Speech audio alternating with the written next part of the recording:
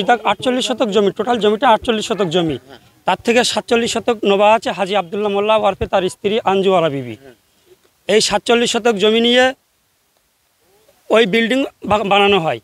এই বিল্ডিং বানানো হয় 22 সালে, 2022-23-এ জমি নেওয়া হয়। 22 সালে, 23 সালে বিল্ডিং বানিয়ে ভাড়াই চলছিল।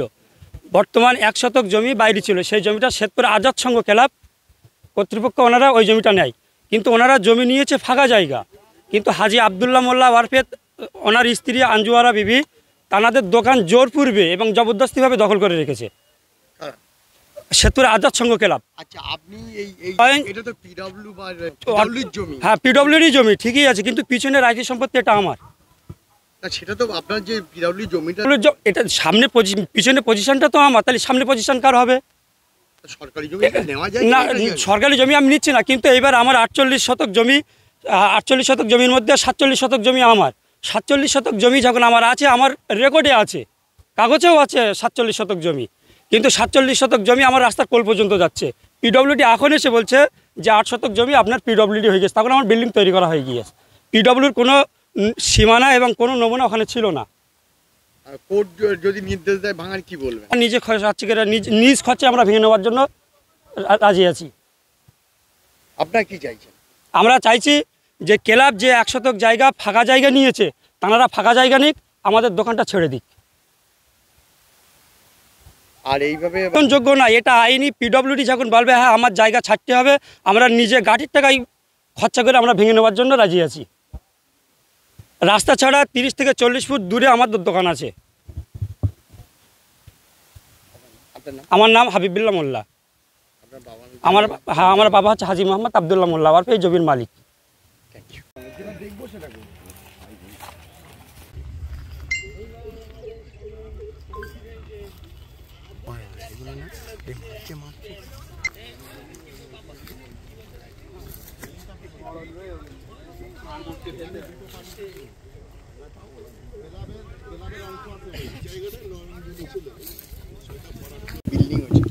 নয়নজলি আমরা তো জানি না সেই সময়টা নয়নজলি আছে কি না, কাগজে আমরা আমাদের রেকর্ডে পাইনি।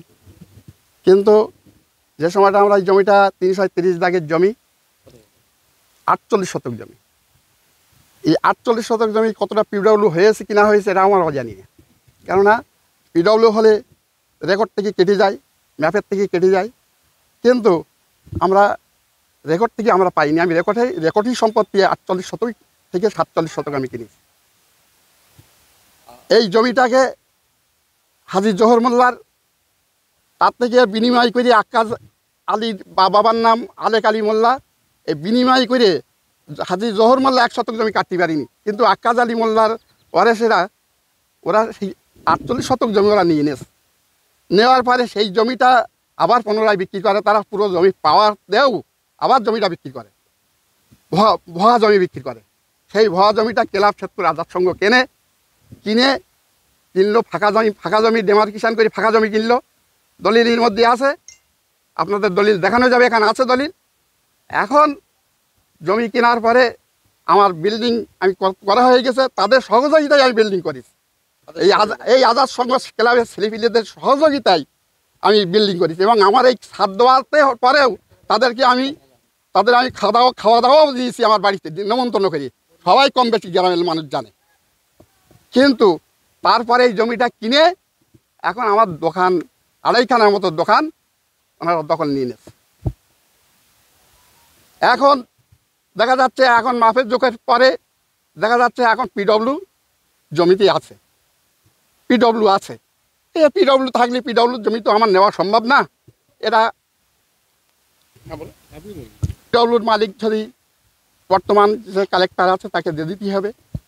এখন আমি পিডব্লিউ অফিসে কেস করেছি, কেসের মাধ্যমে যে রায় হবে আমি বলে দিয়েছি সেখানে যে আমার নিজের খরচে আমি ভেঙে নিব যদি সেরকম পড়ে থাকে। আপনি কি নয়নজলির জায়গা বুঝিয়ে জানি না কীভাবে বেআইনি জমি সরকারি জমি দখল করে দোকানপাট হচ্ছে, সে আপনি চাইছি সঠিক বিচারটা হোক। কোর্টের যে মানে বিচার আছে, কেস আছে, সেই কেসের মাধ্যমে চলবে, কোনো অসুবিধা নেই।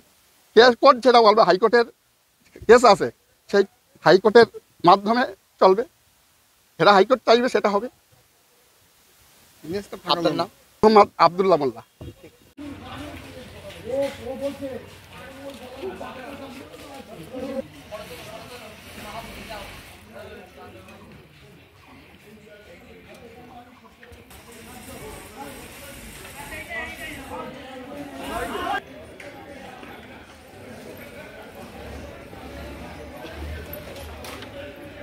যার কাছ থেকে জমি নিয়েছিস তার কাছে তো তোর দেখান নেওয়া উচিত কাগজপত্রে, তোর জমি কোথায় নাকি সেসব না দিলে তোরা হচ্ছে তিনজন আর প্রায় আমার কাছে লড়তে পারবি না, বুঝতে পেরেছিস? লোক এই তিনখান দোকানে এই ফটো তুলে নয়, তাহলে আজ সঙ্গে খেলাম লেখা সামনে চলে যায়। একটা কোর্ট ম্যাটার কেস, এটা তো সেই কোর্ট ম্যাটার কেসে আমরা এটা মাপজুপ করে দেখলাম এটা হচ্ছে পিডব্লিউডির জায়গা কিনা, কারণ পিডব্লিউডি একটা অ্যাপ্লাই করেছিল যে বিএলআর সাহেবের আমিন দ্বারা এটা মেপে তাদের পিডব্লিউডির জায়গার সীমানাটা বের করে দিতে। আমরা মোটামুটি মেপে একটা ফাইনাল করে দিলাম এবং দাগও মেরে দিলাম। এরপরে আমরা রিপোর্ট দেবো, প্রশাসনিক ব্যবস্থা যায় না, তারপরে সেটা ব্যবস্থা না হবে। 5 শতক জায়গা দখল করে আছে টোটাল। এলে এই যে দাগের উপরে এলে 3 শতক জায়গা, টোটাল 8 শতক জায়গা নিয়েছিল। তো আমরা মেপে দেখলাম 3 শতক জায়গার উপরে 5 শতক জায়গার উপরে এই বিল্ডিংটা হয়েছে, যে দোকানগুলো হচ্ছে 5 শতক জায়গার উপরে। আর হ্যাঁ ইলিগাল তো বটেই। আর বাকি যে 3 শতক জায়গা সেটা রাস্তা এখন আর পড়ে আছে, সেটা রাস্তায় আছে। অনলি 5 শতক জায়গা একটা বিল্ডিং করেছে সরকারি জমির উপরে, পিডব্লিউডি জায়গার উপরে। হ্যাঁ, আমরা মেপে নিয়ে গেলাম। এবার আমরা কেস এবং রিপোর্ট সহ আমাদের মানে কী বলবো অথরিটিকে আমরা জানাবো, অথরিটি যা ব্যবস্থা নেবে। আমার নাম সুশান্ত দাস। আপনি কি জটিল কিছু সমস্যায় ভুগছেন, সমাধান পেতে চান?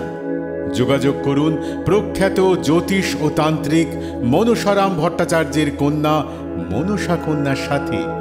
প্রখ্যাত জ্যোতিষ ও তান্ত্রিক মনসা কন্যা হাওড়া জানবাড়ি ও হাতিবাগানের নিজস্ব মন্দিরেও বসেন। যোগাযোগ 9830106967 আর 9239655323।